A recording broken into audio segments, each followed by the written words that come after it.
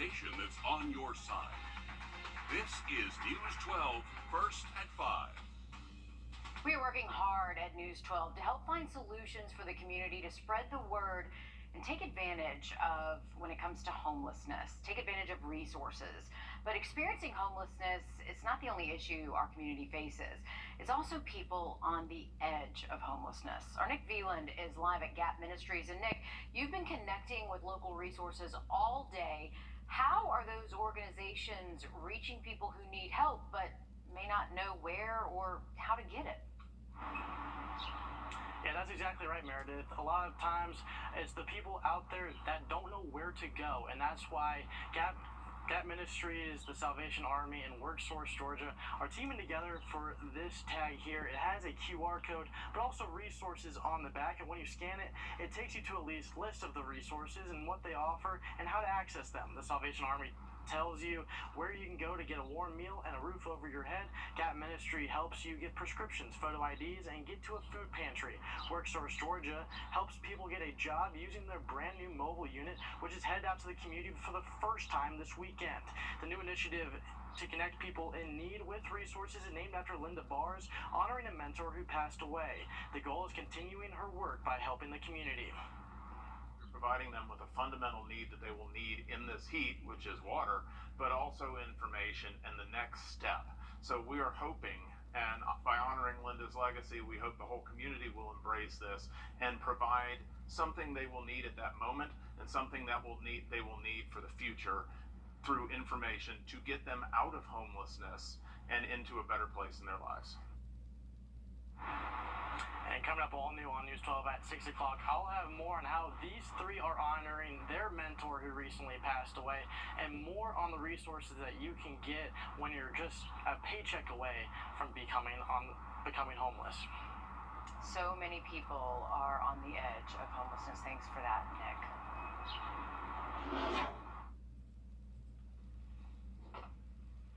All right, folks, take a look at our heat index outside. It's another hot afternoon for most spots, so we are getting close to the century mark in a few locations.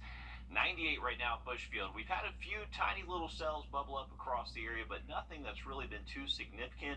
I would imagine most of us do continue to stay dry this evening into tonight. Now, the air quality did go down a little bit. We're down to a moderate level for our air quality index, and actually a code orange air quality alert in effect for places like Atlanta and Charlotte. So the air not quite as clean as what we just had yesterday. So unfortunately, that has gone down a little bit. Here's a look at our first look radar network. We have a few showers and storms that are bubbling up. They're very tiny, they're isolated, and they're not sticking around too long. So we'll take a closer look at this. There is just one tiny little downpour that has popped up on the west side of town. That's right at the I-25-20 interchange. Some heavy rain with it, possibly a strike of lightning or two going to be possible within the next 15 minutes. So hopefully you do see some rain. I know a lot of people are begging for it with just the intense heat out there. So we'll keep the 15% chance of rain across the entire CS array through around sunset, and then once we get into late tonight, rain chances do drop off once again. It's just not expecting too much rainfall again for Thursday. Here's our planner for the rest of this evening. So right now we do have a couple of pop-up showers. Those should be coming to an end here in Augusta by 8 p.m. and then looking to stay mostly clear and dry tonight. Much more on the rest of the week's forecast in just a bit. Let's get a quick update on your first alert traffic. And now, First Alert traffic.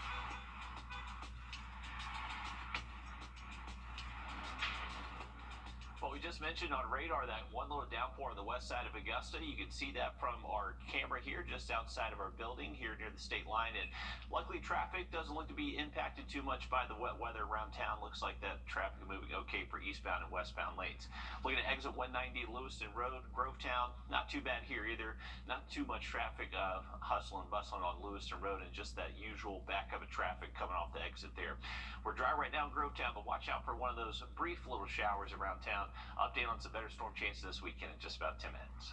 All right, thanks for that, Riley. In just the last hour, President Joe Biden's son Hunter entered a not guilty plea after his plea deal fell apart in court today. Now, this is in connection with misdemeanor tax and felony gun charges. The judge had questions on whether the deal gave Hunter Biden immunity from potential new charges or just the ones he faces right now. The two sides have 2 weeks to work out a deal before the next court hearing. Clemson University is banning a fraternity for 4 years after an investigation finds members were being initiated with chemical burns. The only Alpha Gamma Rho chapter in South Carolina is now sanctioned after this investigation. The hazing ritual reportedly included using salt and ice to crease burns on the skin of a pledge. Now, the chapter accepted responsibility and agreed to the penalty. The remains of a Korean War veteran are coming home to Georgia. This comes nearly 70 years since he was presumed dead. 19-year-old James Wilkinson was a first sergeant in the U.S. Army. He was reported missing in action in Korea in 1950. In 1951, the Army began to move remains from Korea to Honolulu, Hawaii, most of them unidentifiable.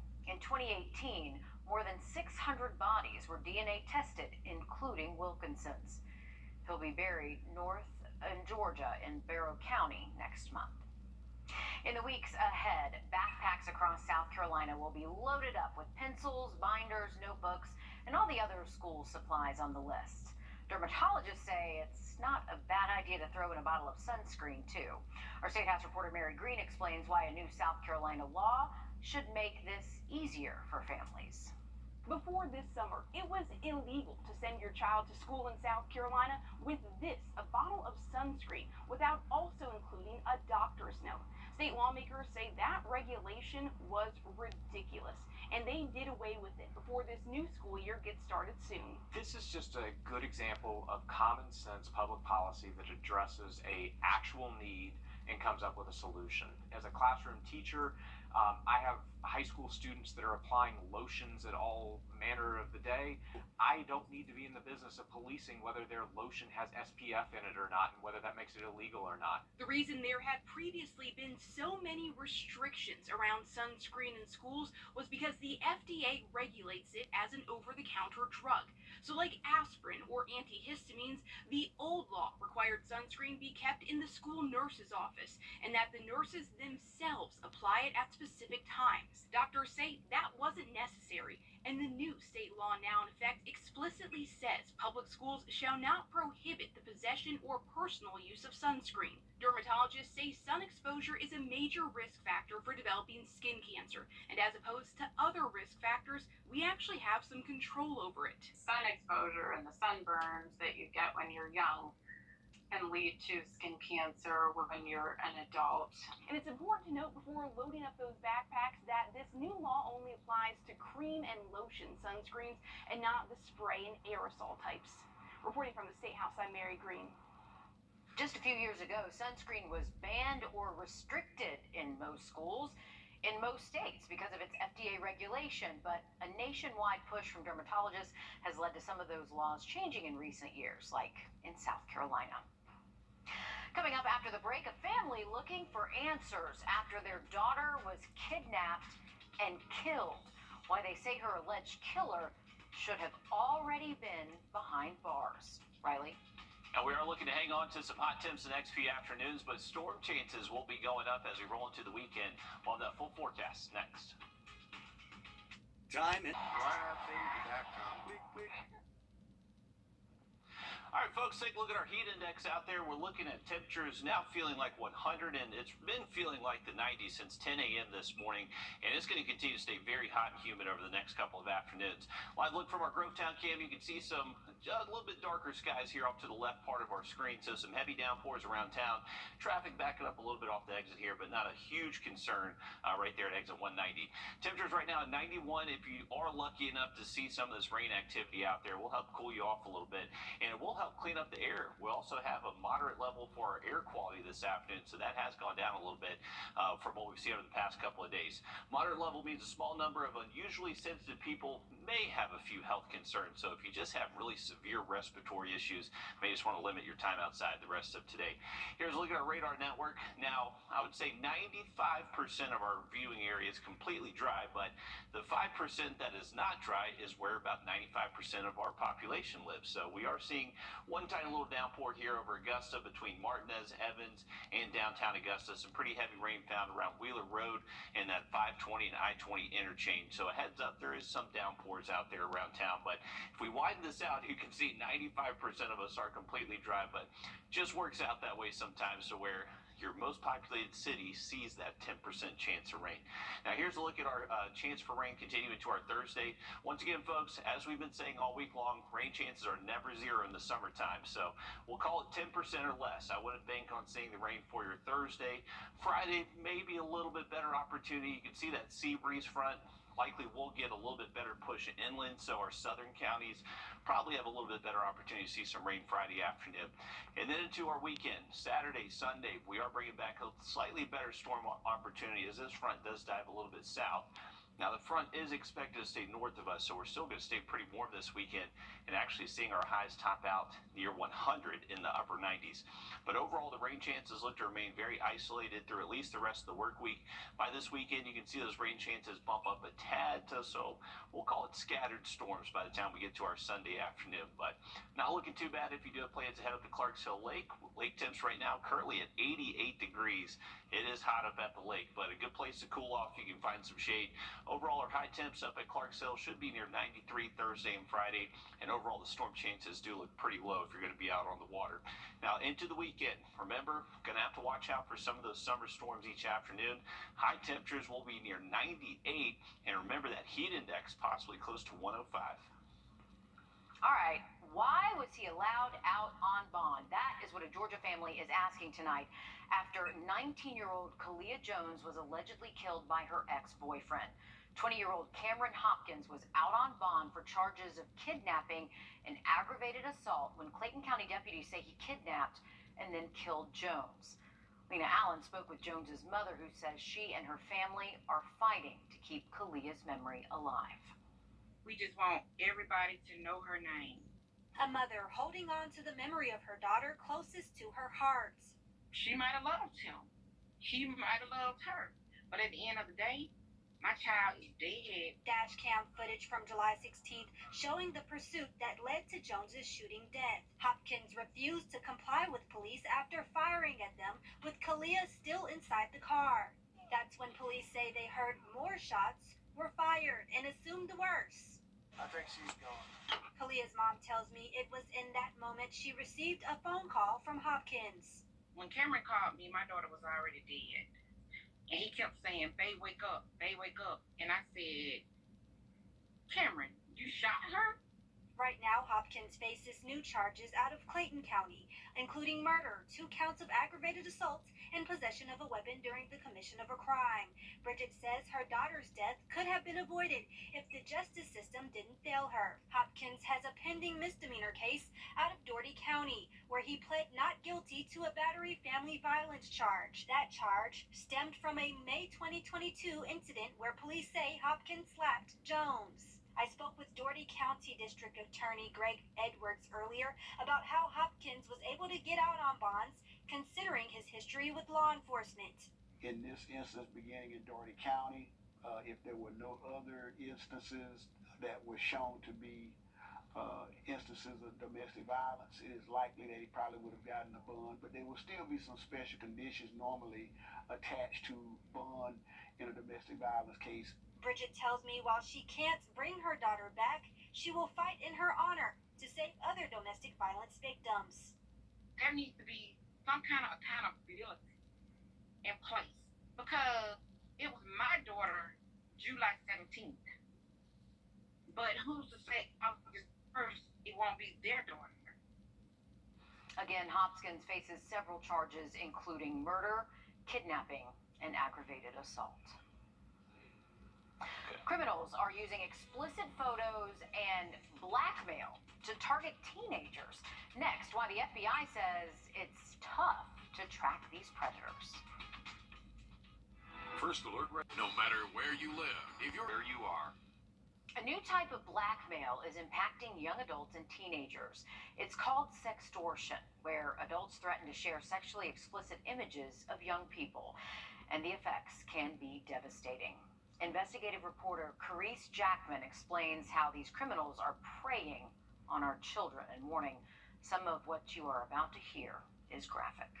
I certainly never thought in a million years that this could happen to me. My family certainly never did. As one of the very first known victims of internet child exploitation, Alicia Kozak is passionate about protecting kids from dangers online.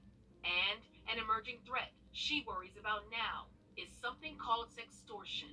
When it comes to sextortion, they never need to physically touch that child. Alicia's personal story to advocacy began in 2002 when she was just 13 years old. Somebody messaged me who I thought was a boy around my own age. She says a man lured her out of her Pittsburgh, Pennsylvania home and abducted her outside. The man held her captive in his Virginia basement, where she was raped, beaten, and tortured. How long were you there for? It was 4 days, and he was going to kill me, it's believed, on the day that I was rescued. Alicia says her kidnapper live streamed the abuse to an online audience. She said she was given a second chance when someone watching the stream recognized her face from the National Center for Missing and Exploited Children's poster and called in a tip to authorities. Her kidnapper was ultimately convicted and sentenced to prison. We start tonight with a warning about sextortion. Since Alicia's abduction, internet crimes against children have skyrocketed. And these criminals are continuing to extort the teenagers until a lot of them end up committing suicide. And as technology continues to evolve, so does the way predators lure kids in what law enforcement calls sextortion. Law enforcement says the cyber criminals start off pretending to be somebody else, most likely a teen.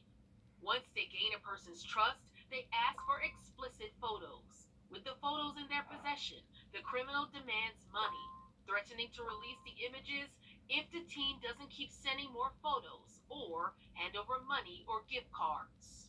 Supervisory Special Agent Timothy Simon with the FBI says in early 2022, their agency saw an explosion in the number of financial sextortion incidents. Unfortunately, they are very savvy. They often impersonate children of a similar age, characteristics, and location.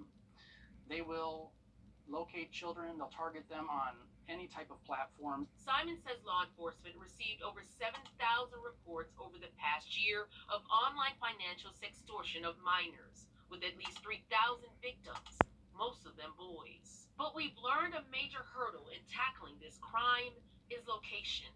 Many sextortion cybercriminals are overseas. Well, how difficult is it for you to just go in there and nab some of these criminals? As much power or authority as the FBI may have, we don't have jurisdiction or authority in countries around the world, and that's where our relationships and our partnerships with the host nation law enforcement and their government officials plays a really big role. As for Alicia, she continues to work to protect others, sharing her story to kids at schools across the country. She's testified before Congress and helped push for Alicia's Law, which helps secure funding for task forces and is currently in 12 states.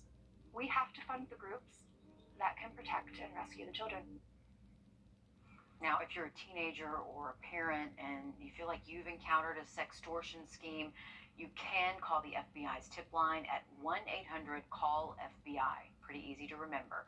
You can also go to the National Center for Missing and Exploited Children's website and file a report there. Riley? Well, we are looking at a little bit of a downpour here from our Wheeler Road camera looking down I-20 towards Grovetown. So there is some rain around. Hopefully it can hit your home and give your lawn a little relief from the heat. Update on that forecast again just after the break. Finally here. Find your perfect vehicle. Milton Rubin will do whatever it takes to make this your biggest summer ever. Big with Milton Rubin Summer Store.